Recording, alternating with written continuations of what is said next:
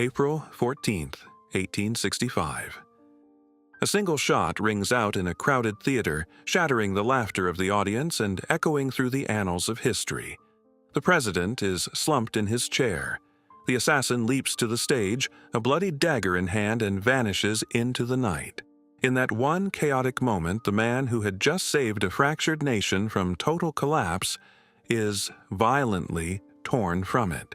But the story of Abraham Lincoln is not just the story of his tragic end. It is a tale of unimaginable hardship, crushing depression, brilliant political maneuvering, and a mystical, almost prophetic destiny. How did an impoverished, uneducated frontier boy rise to become the architect of modern America? What dark visions haunted his dreams just days before his murder?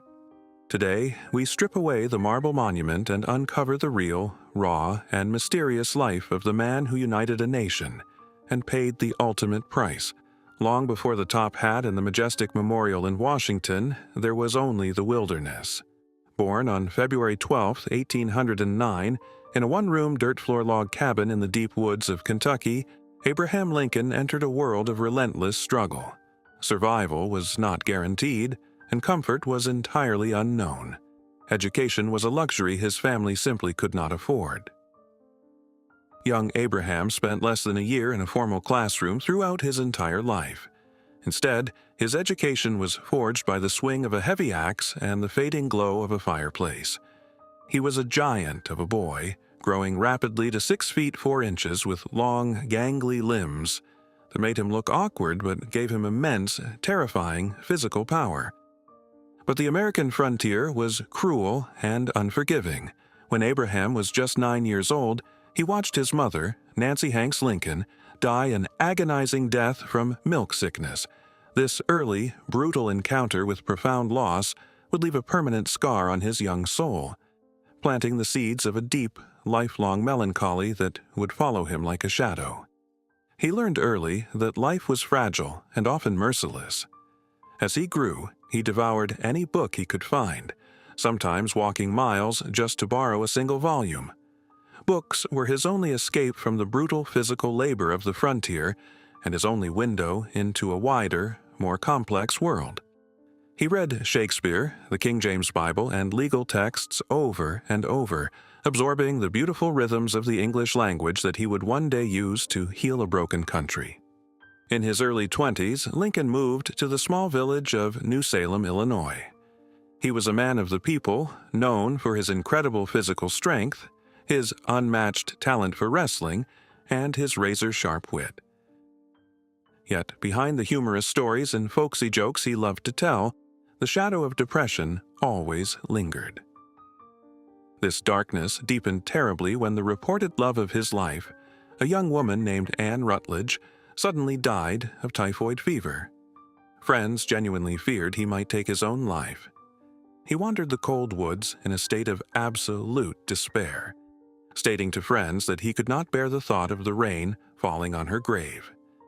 This crucible of grief did not destroy him, though it came close. Instead, it forged a profound empathy within him. He understood human suffering on a cellular level, and this understanding would eventually become his greatest political and personal weapon. Seeking a way out of manual labor, Lincoln channeled his relentless, restless energy into the law and politics. He taught himself the law entirely on his own, passing the bar without spending a single day in a law school. He rode the legal circuit, traveling from town to town on horseback, defending farmers, merchants, and sometimes even accused murderers. He earned the nickname Honest Abe not as a political myth, but through his genuine, practical, and highly ethical dealings with everyday people. During this time, he met and married Mary Todd, a fiery, highly educated, and ambitious woman from a wealthy, slave-holding family in Kentucky. Their marriage was immensely complex, filled with intense devotion and political partnership, but also plagued by fierce arguments, public outbursts, and shared tragedies that would test the limits of their sanity. As Lincoln's reputation as a formidable lawyer grew, so did his political ambitions. But a dark, terrifying storm was gathering over the United States. The issue of slavery, the nation's original sin, was threatening to tear the rapidly expanding country in two.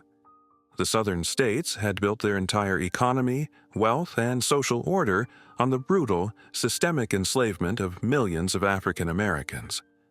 The Northern states, meanwhile, were increasingly industrial and largely opposed to the Western expansion of slavery. Lincoln personally abhorred slavery. He believed it fundamentally violated the very core of the Declaration of Independence. Yet he was initially a political moderate, believing that if slavery could be legally contained to the South, it would eventually die out on its own. But the violent, bloody clashes over the expansion of slavery into new Western territories forced his hand. In 1858, he engaged in a series of legendary, grueling debates against Senator Stephen Douglas. It was on these wooden stages that Lincoln delivered his famous warning, stating clearly that a house divided against itself cannot stand, and that the American government could not endure permanently half slave and half free. His brilliant oratory, his unmatched logical precision, and his sudden moral clarity catapulted him to national prominence. Though he lost that specific Senate race, he had unexpectedly won the attention of the entire nation. In 1860, the newly formed Republican Party, seeing in Lincoln a moderate man who could possibly unite the fractured North, nominated him for President of the United States. His victory in the election was the final spark that ignited the powder keg. Before Lincoln even took the oath of office, 7 Southern states officially seceded from the Union. They formed the Confederate States of America, an entirely new government dedicated explicitly to the preservation and expansion of human slavery. The great, hopeful experiment of American democracy was violently collapsing before the world's eyes. When Abraham Lincoln arrived in Washington in early 1861, the situation was so volatile that he had to sneak into the Capitol under the cover of darkness due to credible assassination plots in Baltimore. The burden placed upon his shoulders was heavier than any American president had ever borne, before or since. He was a newly elected commander-in-chief with absolutely no military experience, presiding over a nation plunging headfirst into a catastrophic, mechanized civil war. The first years of the war were an absolute waking nightmare for Lincoln. The Union Army suffered humiliating, devastating defeats at the hands of brilliant Confederate generals like Robert E. Lee and Stonewall Jackson. The death toll was staggering, quickly reaching into the hundreds of thousands. The green fields of America ran red with the blood of brothers fighting brothers. The pressure on Lincoln was unimaginable. He spent countless sleepless nights pacing the echoing halls of the White House. He visited the War Department telegraph office at all hours of the night, desperately waiting for clicking messages from the bloody front lines. He aged decades in the span of just a few years, his face carving deep, sorrowful lines that told the tragic story of a nation's agony. Adding to this unbearable public burden was a crushing, devastating private tragedy. In the bitter winter of 1862, his beloved 11-year-old son, Willie, died of typhoid fever in the guest room of the White House. Mary Todd Lincoln was utterly destroyed by the loss, descending into a dark, hysterical grief from which she never truly recovered. Lincoln himself wept openly, completely shattered by the sudden death of his favorite child. He paused the war effort to mourn, locking himself away. Yet he could not stop for long.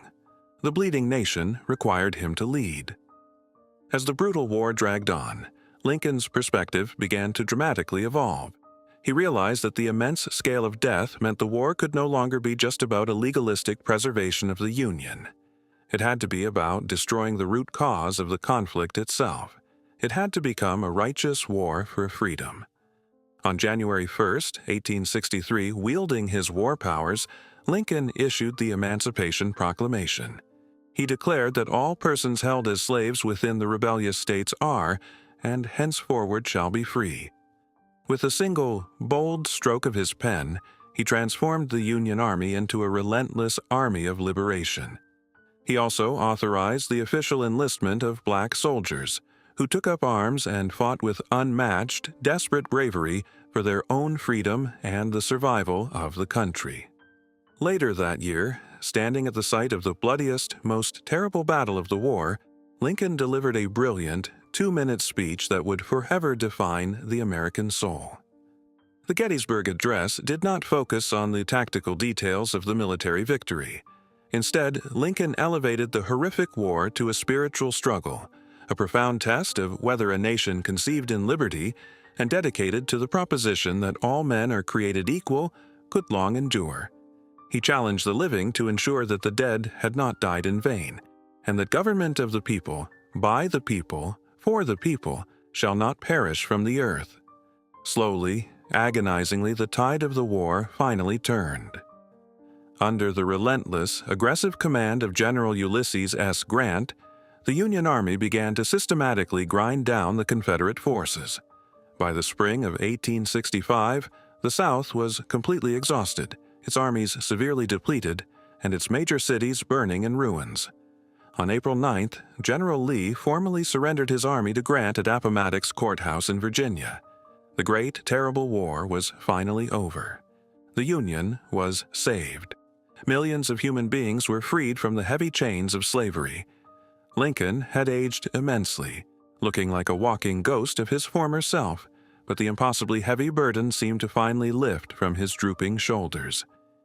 He began to speak optimistically of Reconstruction, of binding up the nation's deep wounds with malice toward none and charity for all. He wanted a forgiving, rapid peace, one that would welcome the defeated South back into the national family and begin the monumental, difficult task of integrating newly freed Black Americans into civil society. But fate had a different, infinitely darker ending written for Abraham Lincoln. Just days before the surrender, he had experienced a deeply haunting dream. He dreamed he was walking through the silent corridors of the White House, hearing the distinct sounds of quiet sobbing. In the dream, he entered the East Room and saw a corpse wrapped in funeral vestments, surrounded by a crowd of weeping mourners. He asked a guard standing by who had died in the White House. The soldier solemnly replied, "The President, he was killed by an assassin." On the evening of Good Friday, April 14, 1865, a deeply relieved Lincoln and his wife decided to attend a comedic play, Our American Cousin, at Ford's Theater in Washington. He was relaxed, genuinely laughing at the jokes, holding his wife's hand in the darkened presidential box. When she asked what people would think of them holding hands in public, he smiled and told her they would think nothing of it. He told her he had never felt so happy in his entire life. At exactly 10:15 p.m., a highly famous stage actor and fiercely bitter Confederate sympathizer named John Wilkes Booth slipped silently into the presidential box. He had perfectly timed his horrific act. He waited for the biggest, loudest laugh line in the play to mask the terrifying sound of his weapon. He raised a small Derringer pistol to the back of the president's head and pulled the trigger. The lead bullet entered behind Lincoln's left ear and lodged deeply behind his right eye. He never regained consciousness. He was carefully carried across the muddy street to a small boarding house, where the absolute greatest doctors of the era tried in vain through the long, dark night to save him. The giant of the prairie, the great emancipator, the savior of the Union, fought his final battle for life. As the cold, steady morning rain fell on April 15, 1865, Abraham Lincoln took his final, quiet breath. Secretary of War Edwin Stanton, standing solemnly by his blood-stained bed, uttered the immortal words that still echo today, "Now he belongs to the ages." Abraham Lincoln paid with his very life to ensure that the American experiment did not permanently fail. He was a man of profound, striking contradictions. He was a folksy storyteller plagued by clinical depression, a cautious moderate who ultimately became a radical liberator, a bare-knuckle frontier brawler who penned the most elegant, poetic, and profound words in all of American history. His shocking assassination robbed the healing nation of the exact man it needed most to navigate the turbulent, violent waters of Reconstruction. Yet his unbreakable spirit, his immortal words, and his ultimate tragic sacrifice forged an indestructible legacy. He remains the towering central figure of American history, an eternal beacon of democratic resilience, moral courage, and the enduring human quest for freedom. The awkward, uneducated boy from the dirt floor cabin grew up to touch the very stars, and in doing so, he left a blazing light that continues to guide us through our darkest nights. Thank you for watching. If you want to uncover more mysteries and untold stories of the fascinating figures who shaped our modern world, make sure to like this video, subscribe to the channel, and turn on all notifications. Until next time, keep questioning history.